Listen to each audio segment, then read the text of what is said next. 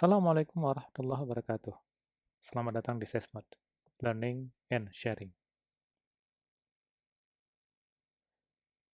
Pada video pendek ini, kita coba melihat tentang gempa yang terjadi di Ambon, atau tepatnya di Pulau Seram, pada Sabtu, 30 Januari 2021, pukul 12 lebih 17 menit, 24 detik waktu Indonesia bagian Barat.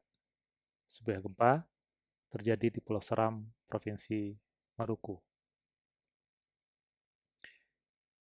Gempa ini memiliki magnitudo 5,4. Kedalaman sumber relatif dangkal, 13 km. Ini berdasarkan sumber dari BMKG.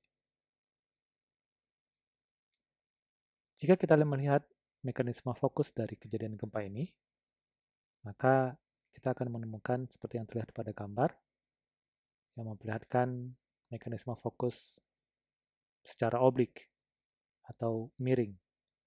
Artinya, kejadian gempa ini merupakan kombinasi antara sesar naik dan sesar geser. Ini menarik. Jadi dua sumber gempa terjadi bersamaan. Dalam artian ada sesar naik dan sesar geser, sehingga memperlihatkan sebuah bentuk mekanisme fokus dari gempa secara oblik. Dan mekanisme fokus ini menjadi informasi penting bagi seorang seismologi untuk memahami sumber gempa yang terjadi.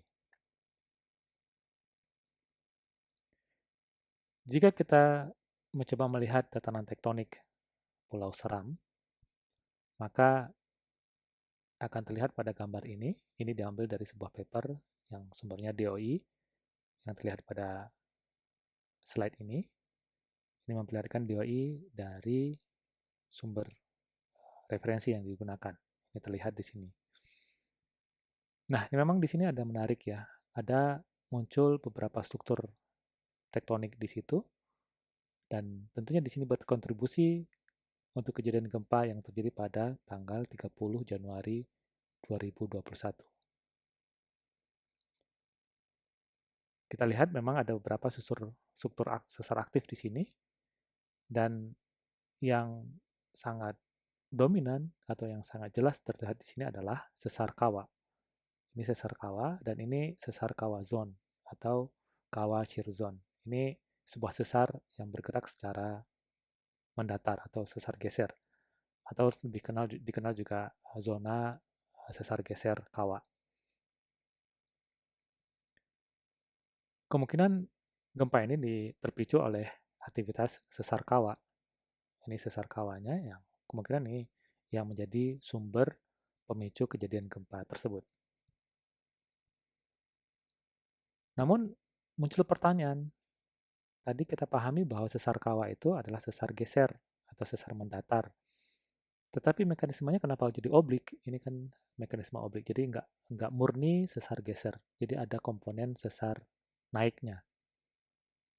Nah, kita coba lihat bahwa sesar kawah ini karena proses tektonik yang terjadi, tentunya dipicu oleh beberapa dorongan tektonik atau struktur tektonik yang ada di sekitarnya, sehingga mengakibatkan ada lipatan yang membentuk beberapa struktur sesar naik, seperti yang terlihat pada gambar ini.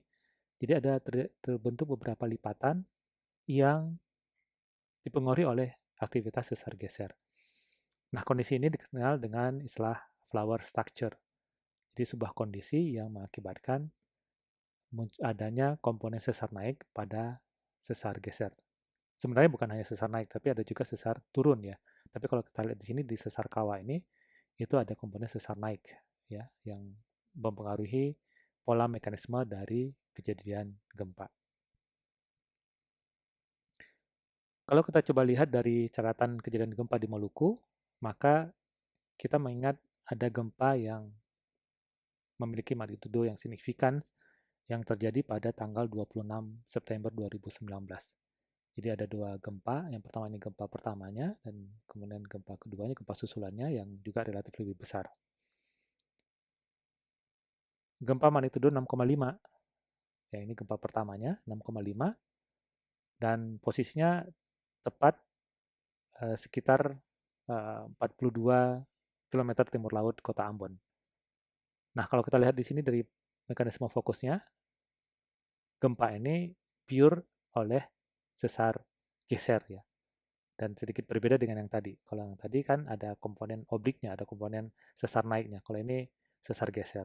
Jadi terpicu oleh adanya aktivitas sesar yang ada di situ. Dan beberapa sumber menyebutkan adanya sesar Kairatu yang menjadi pemicu terjadinya gempa pada tanggal 29 September. Gempa ini mengakibatkan 14 orang meninggal dunia dan lebih dari 6.000 bangunan rusak. Ini berdasarkan sumber BNPB, maksudnya gempa yang terjadi pada tahun 2019. Kalau kita lihat sebaran seismisitas atau sebaran kegempaan yang ada di Maluku dan sekitarnya, kita bisa kategorikan bahwa wilayah ini memiliki tingkat kegempaan yang relatif tinggi. Nah, kalau kita lihat ini Pulau Seram dan ini ada Ambon, kemudian Kairatu. Nah, ini kita lihat bagaimana aktivitas kegempaan yang ada di situ. Tentunya di sini sangat dipengaruhi oleh beberapa struktur tektonik yang sangat aktif yang mengakibatkan kejadian gempa di wilayah tersebut. Dan beberapa di antaranya membangkitkan gelombang tsunami. Jadi ada catatan-catatan sejarah yang mengakibatkan ada beberapa kejadian gempa itu yang membangkitkan gelombang tsunami. Sehingga menjadi penting bagi kita untuk memahami potensi gempa bumi dari sudut pandang seismologi, sudut pandang geologi, dan juga sudut pandang geodesi. Tentunya nanti untuk meningkatkan mitigasi gempa bumi. Terima kasih. Assalamualaikum warahmatullahi wabarakatuh.